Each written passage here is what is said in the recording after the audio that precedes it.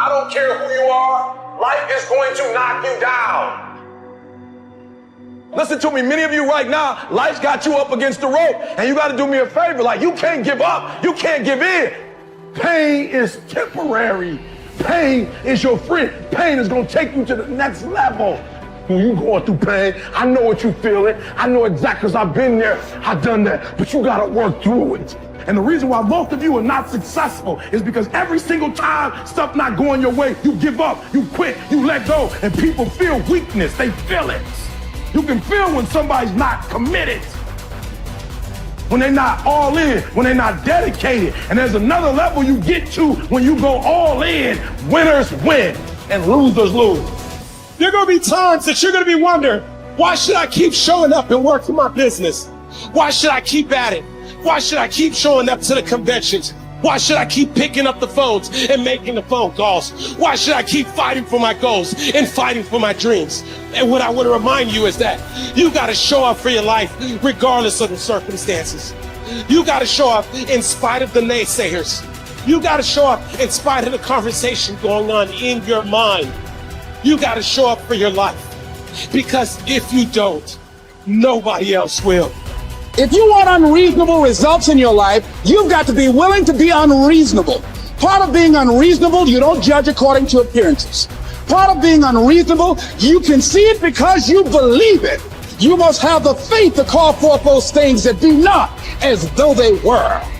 You've got to decide, I deserve this, and I'm going to have it. You've got to say yes to your life. You've got to say yes. Yes to my dreams. Yes to me. Yes, I can make it. Yes, I can. Doesn't matter how many failures I've made.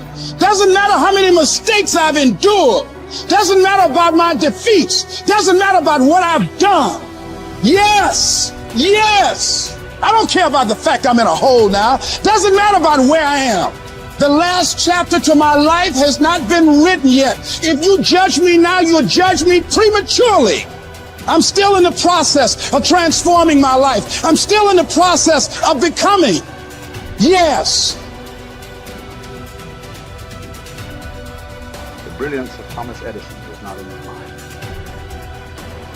It was something much more ordinary and often much less respected.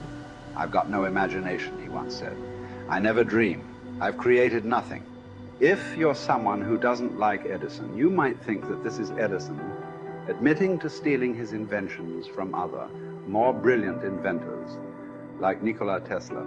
Not quite, but he did readily concede that most of the credit belonged to something other than his brain.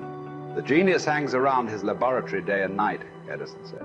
If anything happens, he's there to catch it. If he wasn't, it might happen just the same. Only it would never be his. What he's talking about is showing up. The incredible, underrated power of clocking in every day, putting your ass in the seat, and the luck this seems to inevitably produce. Edison lived in his laboratory and never missed a day. Like Gehrig, even when he was sick, when he was tired, or when visited by tragedy or disaster. The modern conveniences we can trace to his lab then owe far more to his body than his brain, to the compounding power of consistency rather than sheer brilliance. It wasn't about inspiration. It was about getting to work, show up and try. Get on the treadmill, pick up the violin, script out some sequence, reach out to some clients, read some reports, lift a couple weights, jog 1 mile, cross one thing off the to-do list, chase down a lead. It doesn't matter what it is. All aspects of our life benefit from this circumscribed kind of wisdom. Just as long as you do something every day, that is the important thing. Show up. When you're tired, when you don't have to, even if you have an excuse, even if you're busy, even if you won't get recognized for it, even if it's been kicking your ass lately, once something is done, you can build on it. Once you get started, momentum can grow. When you show up, you can get lucky. Is this still hard? Yes. But the good news is that because it's hard, most people don't do it. They don't show up. They can't even do one tiny thing a day. So yes, you're alone out there on the track in the rain. You're the only one responding on Christmas.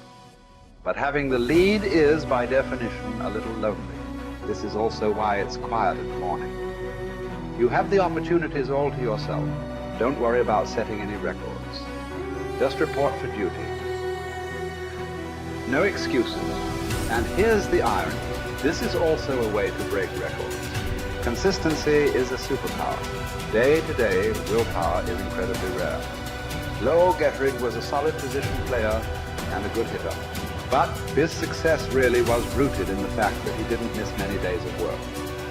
It's quite likely that had he continued at his normal pace and not been stricken with R's, that he would have put up career numbers that surpassed Babe Ruth.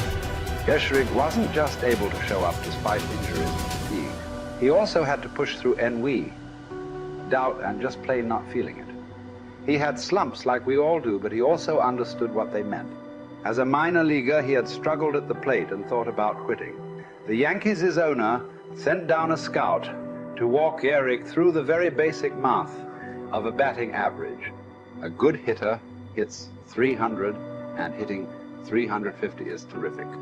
Hitting 400 is almost unheard of. What does that translate to? Missing on 6 tries out of 10. A hitter can also go days, weeks without touching the ball. That's what the scout told him. The most important thing a young ball player can learn is that he can't be good every day. You don't have to always be amazing. You do always have to show up. What matters is sticking around for the next at bat. The ability to do that, coupled with the ability to endure what John Steinbeck called dogly days while writing East of Eden. Those days when everything seems out of whack, when you're just not feeling it, when the distractions won't stop, is the first step to greatness, literally. You cannot be great without the self-discipline to do that. One thing a day adds up. Each day adds up. But the numbers are only interesting if they accumulate in large quantities. You guys that are just getting started, you're not going to start right here. You're going to start down there, probably in another city, another town. I grew up in Lake Charles, Louisiana, no money, raised by a single mother. I was in debt at 25 years old. First thing that I had to do in my life was not learn a new skill. First thing I had to do to get my life moving in the right direction was self-development. It is vital. It was vital for me that I improved myself and I could start depending upon me. I had to show up every day with some rituals, some disciplines, and start getting myself to trust me, not trust others, but trust myself to do the right thing every day. One of the things that I started doing was beating the sun up every morning. I'm going to beat that sun up every morning so that I have the discipline and the control over my life. So I knew, hey, before that thing pops, I'm going to pop. I'm going to get out of bed, depend on myself, get up at the same time every day. And for me, that time, regardless of where I was beat that sun up. No matter where I am, I'm going to beat that thing up. So it gives me a sense of control over my own life. Second thing,